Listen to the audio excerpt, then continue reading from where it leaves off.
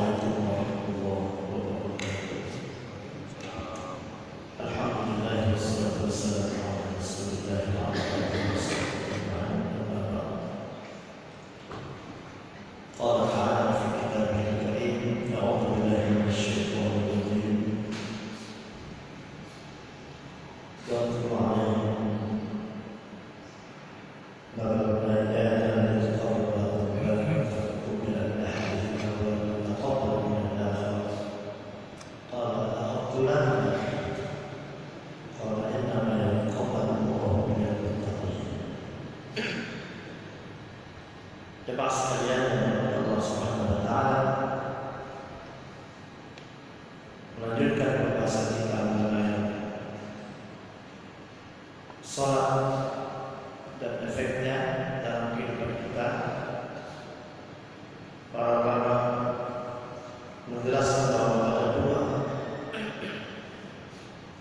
yang akan kita dapatkan dari suatu salat: samarahnya, buahnya, hasilnya. Memaknai salat secara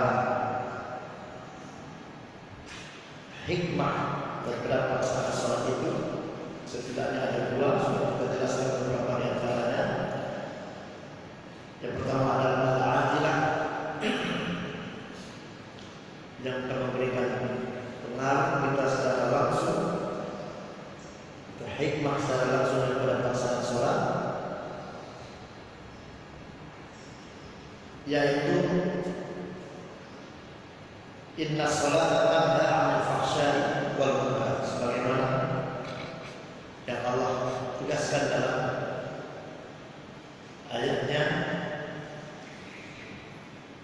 bahwa salat yang kita laksanakan dengan benar, menepati petunjuk pelaksanaan yang sesuai dengan sunnah Rasulullah yang telah beliau ajarkan kepada kita selaku umatnya, ini akan mampu mencegah kita dari melakukan perbuatan yang keji dan munkar. Seorang sahabat pernah dia biasa melakukan sebelumnya melakukan perbuatan yang tercela, semisal mencuri. Kemudian dilaporkan kepada Rasulullah, tapi dia sholat. Ini bagaimana ceritanya orang yang mencuri tapi dia sholat? Apa mungkin? Kemudian Rasulullah mengatakan sholatnya akan mencegahnya suatu hari. Artinya sebelum kita mampu meninggalkan perbuatan tercela, bermakna sholat itu belum memberi pengaruh kepada kita. Artinya di sini ada yang salah dengan sholat kita, karena Rasulullah menyatakan sholatnya akan mencegahnya. Kalau kita pikirkan, apa hubungan, apa korelasi langsung antara sholat dengan perbuatan kita?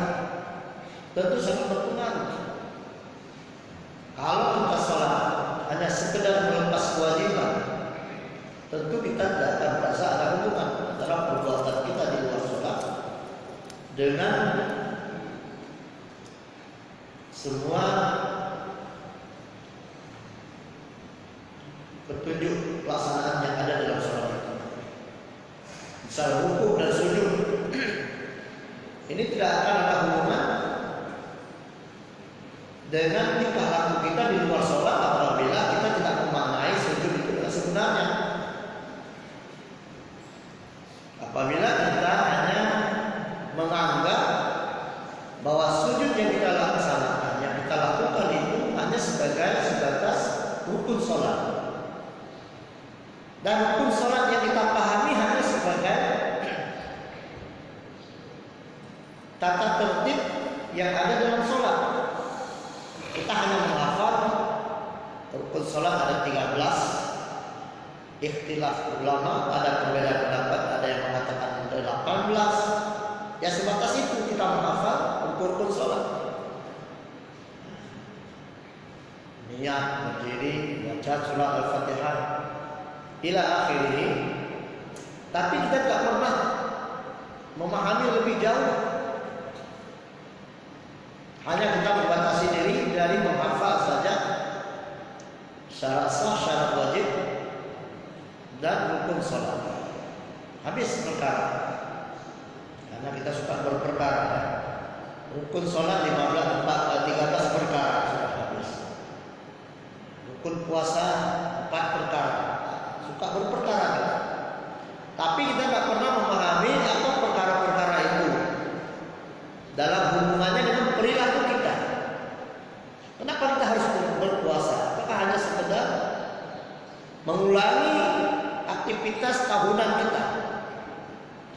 Kenapa kita sholat dan sujud? Apakah hanya sekedar untuk melengkapi rukun sholat yang ada, yang sudah ditulis oleh ulama berdasarkan ijtihad mereka dari pemahaman mereka terhadap ayat dan hadis. Wasjud waqtarib, sujudlah dan mendekatlah pada Tuhan. Jadi tidak hanya sekedar kita melengkapi syarat dan rukun kita sholat, tapi lebih jauh dari itu memaknai setiap perbuatan yang ada dalam sholat itu. Sebagaimana ayat ini saya bacakan, wasjud waqtarib. Ketika kita melakukan sujud, apa pemahaman yang ada di situ? Kita sujud untuk mendekat kepada Allah Subhanahu wa taala. Bagaimana kita mendekat pada posisi kita cukup jauh.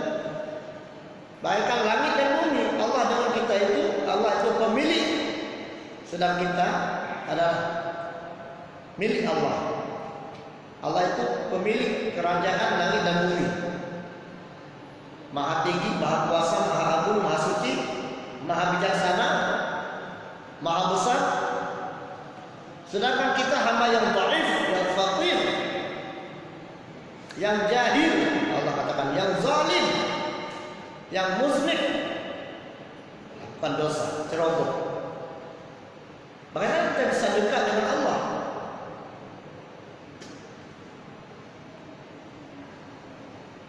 Cara memahaminya adalah ketika Allah menyatakan wasjud waqtarib, sujudlah kamu dan mendekatlah kepada Tuhanmu, maknanya kita memposisikan diri pada posisi yang sebenarnya. Ketika kita dikatakan sebagai makhluk yang hina, makhluk yang rendah, makhluk yang lemah, ketika kita sujud, kita sedang memposisikan diri sesuai dengan posisi kita yang lemah, yang rendah, yang hina, di depan, di hadapan Allah Subhanahu wa taala yang maha tinggi, maha kuasa, maha agung. Jadi menyembah Allah, mendekat kepada Allah bukan dengan bertepuk dada mengatakan aku adalah orang yang pintar, orang yang kuat, bukan. Ketika kita sujud, maknanya kita telah meletakkan posisi kita pada posisi yang benar sebagai seorang hamba yang lemah untuk meminta kekuatan kepada Allah Subhanahu wa taala. Hamba yang jahil untuk meminta ilmu kepada Allah dan pemahaman yang benar. Hamba yang zalim, yang menzalimi diri sendiri dan orang lain, meminta ampunan dari Allah Subhanahu wa taala. Ketika kita posisikan diri kita dalam sujud dengan pemahaman ini, kita akan dekat, kita akan terasa dekat kepada Allah Subhanahu wa taala, dan Allah menjamin itu. Sesungguhnya posisi seorang hamba itu yang paling dekat wahwa sajid, ketika dia sedang sujud, posisinya paling dekat kepada Allah Subhanahu wa taala. Apabila hal-hal seperti ini kita maknai, kita dalami, kita mengerti, itu akan memberi pengaruh secara langsung kepada perilaku kita, pada tingkah laku dalam keseharian kita. Itulah menjadi faktor yang langsung akan mencegah kita dari melakukan kemungkaran. melakukan fahsya, kekejian. Kenapa? Karena ketika sholat itu mampu merubah di setiap rukunnya, setiap gerak yang ada dalam sholat itu mampu kita maknai dengan benar, itu akan menjadikan kita manusia yang baru setelah keluar dari sholat itu. Menjadikan kita orang yang berada dalam petunjuk Allah Subhanahu wa Ta'ala. Menjadikan kita sebagai manusia yang mawas diri, yang akan merasa diawasi oleh Allah Subhanahu wa Ta'ala, merasakan nikmatnya kita dekat dengan Allah, sehingga tidak sempat mempedulikan orang lain. Kita akan menjadi orang yang senantiasa ingat terhadap dosa-dosa kita, tidak akan sempat melihat dosa orang lain, tidak sempat memperbincangkan aib-aib orang lain. Nah, dalam kaitan itulah sholat itu akan mampu mencegah kita dari fahsya wal munkar. Walaupun dikatakan oleh para ulama bahwa secara zahir ayat ini bukan ingin menafikan, ya, bukan ingin menafikan keabsahan sholat kita. Memang kalau sholat kita belum mampu mencegah kita dari melakukan tindakan keji dan munkar, bukan bermakna sholat kita tidak sah, ya, tetapi tidak sempurna, tidak optimal. Efek dari sholat itu belum menyeluruh pada kita. Walaupun sebatas kita melaksanakan kewajiban, sebatas kita masih mencari jalan untuk memperbaiki diri, tapi ketika pada puncaknya kita memahami sholat dengan benar, itu akan memberikan pengaruh langsung. Akan sempurna fungsi sholat itu terhadap diri kita.